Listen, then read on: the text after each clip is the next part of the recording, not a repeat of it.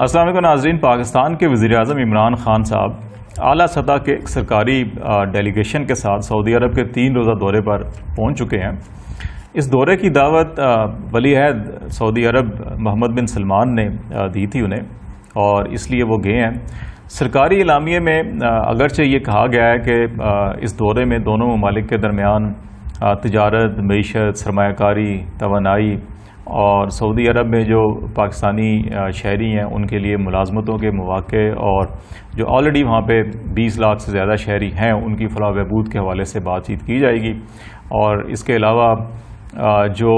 علاقائی اور عالمی ایشوز ہیں، بالخصوص جو افغانستان کا مسئلہ ہے، اس کے اوپر جو بات چیت چل رہی ہے، پیس پروسیس ہے، اس حوالے سے مشرق وسطیٰ کی صورتحال اور ایران سعودی عرب کے جو تعلقات ہیں اس کے حوالے سے پاکستان کیا کردار ادا کر سکتا ہے، اس کے اوپر بات چیت کی جائے گی. اور اس کے علاوہ پرائم منسٹر اپنے قیام کے دوران وہاں پہ OIC اور ورلڈ مسلم لیگ کے جو سیکرٹری جنرل صاحبان ہیں ان سے ملاقاتیں کریں گے، اور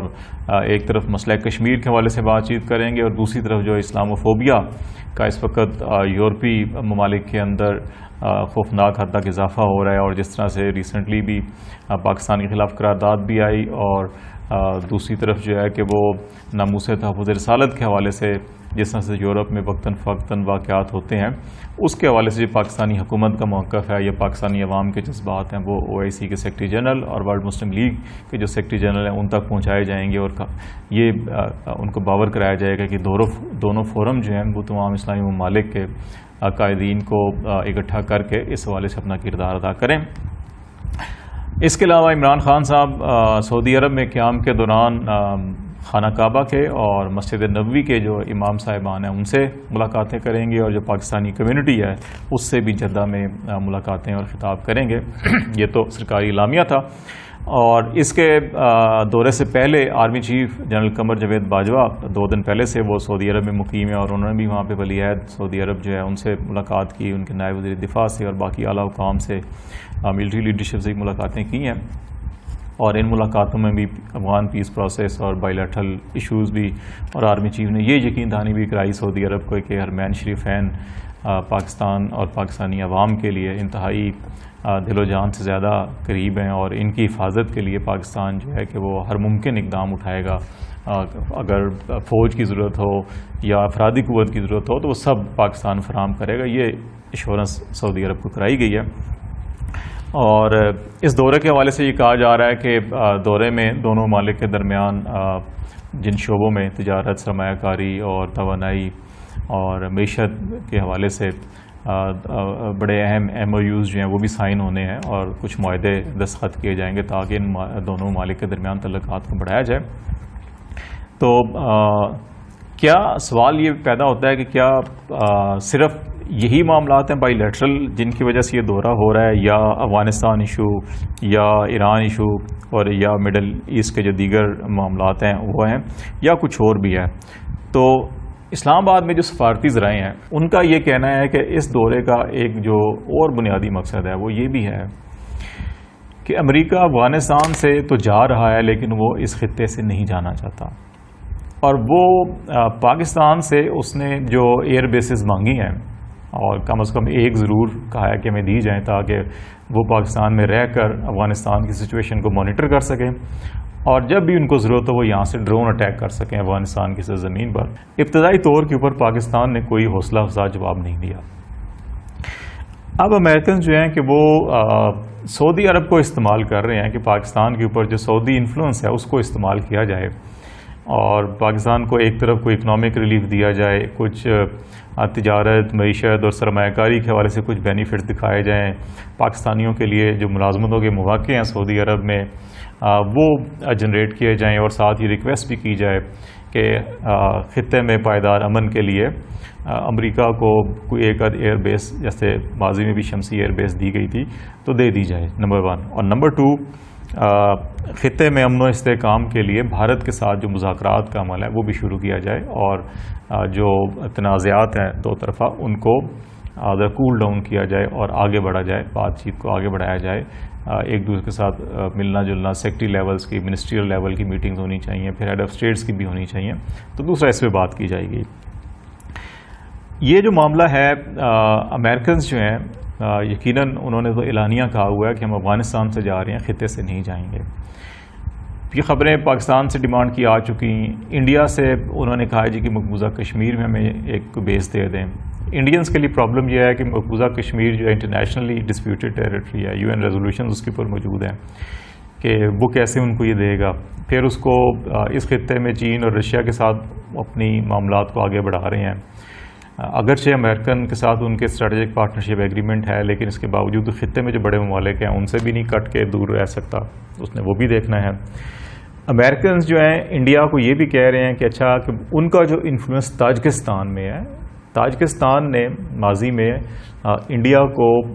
ملٹری بیسز جو ہیں فراہم کی تھی. تو جس طرح سے انڈیا کو تاجکستان کے لیے امریکنز یوز کر رہے ہیں اور کہہ رہے ہیں جی کہ تاجکستان سے ہمیں کوئی سپورٹ دے دیں یا وہاں سے ہمیں بیسز مل جائیں، اسی طرح سعودی عرب سے کہا جا رہا ہے کہ وہ پاکستان سے کہے کہ وہ بھی ایئر بیسز پاکستان ہمیں کوئی فراہم کریں. اب معاملہ یہ ہے کہ پاکستان کے سامنے ایک طرف سعودی عرب ہے جہاں پہ 20 لاکھ سے زیادہ پاکستانی ہیں، اور پھر دو طرفہ تعلقات ہمارے جس نوعیت کے ہیں. متعدد بار مشکل حالات میں سعودی عرب نے ہمیں فائنینشیل سپورٹ کی، ہمیں ڈیفر پیمنٹ کے اوپر آئل فراہم کیا. اسی طرح دوسری طرف امریکہ ہے جو ہمارا روایتی اتحادی رہا، اس میں تعلقات میں اتار چڑھاؤ ہوتا رہا. ہمارے بد اعتمادی اس حد تک بھی بڑی کہ ہم نے بہت سے یہاں سے امریکنز ایئر بیسز بھی خالی کروائیں. پھر ان کے جو بلیک واٹرز کی یہاں پہ بہت سے لوگ آ گئے تھے ان کو بھی یہاں سے نکالا، اور کشیدگی کی انتہا کو بھی ہمارے تعلقات گئے ہیں. اب امریکہ میں کوئی 10 لاکھ سے زیادہ پاکستانی بھی ہیں جو وہاں پہ مقیم ہیں، اور ایک بھاری تعداد ریمیٹنسز کی سعودی عرب اور امریکہ سے پاکستان میں آتی ہے. تو یہ بھی پاکستان کے سامنے ایک معاملہ ہے. دوسرا معاملہ یہ ہے کہ امریکن جو ہیں کہ وہ یہ بھی بٹوین دی لائن پاکستان کو پیغام دے رہے ہیں کہ اچھا کہ اگر آپ ہمارے ساتھ تعاون نہیں کرتے تو پھر وہ FTF والا معاملہ جو ہے وہ ابھی تک جو ہے وہ درمیان میں لٹکا ہوا ہے، وہ تلوار بھی لٹک رہی ہے. پھر ہم IMF کے ساتھ نیگوسیشن جو ہیں وہ ہم تک پروگرام ریویو کرنا چاہ رہے ہیں کہ ایک اچھا خاصا برڈن ہے قرضوں کی واپسی کا، اور اس کو کیسے تھوڑا ریشیڈول کیا جائے. پھر اس کے اندر جو کنڈیشنز ہیں بہت ٹائٹ کنڈیشنز ہیں بعض کے، ان کو نرم کروایا جائے. تو امریکنز وہ اپنا انفلوئنس بھی استعمال کریں گے. اچھا جی آپ کو نہ ادھر سے ریلیف ملے گا، نہ FTF کے اندر ریلیف ملے گا، اور آپ کو اور طریقوں سے بھی ٹائٹ کرنے کی کوشش کی جائے گی. تو یہ ساری سچویشن جو ہے یہ دورہ صرف بائی لیٹرل ایشوز کا نہیں ہے، اس کے اندر امریکنز کو ایئر بیسز کی فراہمی، بھارت کے ساتھ تعلقات کو معمول پر لانے کے معاملات بھی ہیں. تو پاکستان کا اگرچہ ابھی تک جو موقف ہے اس میں تو یہی ہے کہ پاکستان کے لیے ممکن نہیں ہے کہ فوری طور کے اوپر ہم US کو ایئر بیسز فراہم کریں. افغانستان کے اندر طالبان دوبارہ طاقت پکڑ رہے ہیں. اگر پاکستان اپنی سرزمین امریکنز کو فراہم کرتا ہے اور یہاں سے پھر اگر کوئی اٹیک ہوتے ہیں تو پاکستان کے لیے نہ صرف افغانستان سے ادھر پریشر جنریٹ ہوگا، طالبان، داعش اور دیگر جو وہ ملیٹنسی کی تنظیمیں ہیں وہاں پہ وہ اچھا خاصا اپنی جڑیں جو ہے وہ مضبوط کر رہی ہیں، بلکہ پاکستان کے اندر سے بھی ایسے تمام جو سوچ رکھنے والے ایلیمنٹس ہیں وہ بھی دوبارہ منظم ہو سکتے ہیں. تو اس لیے پاکستان جو ہے کہ یہ قدم اٹھانے کے لیے بھی تیار نہیں ہے.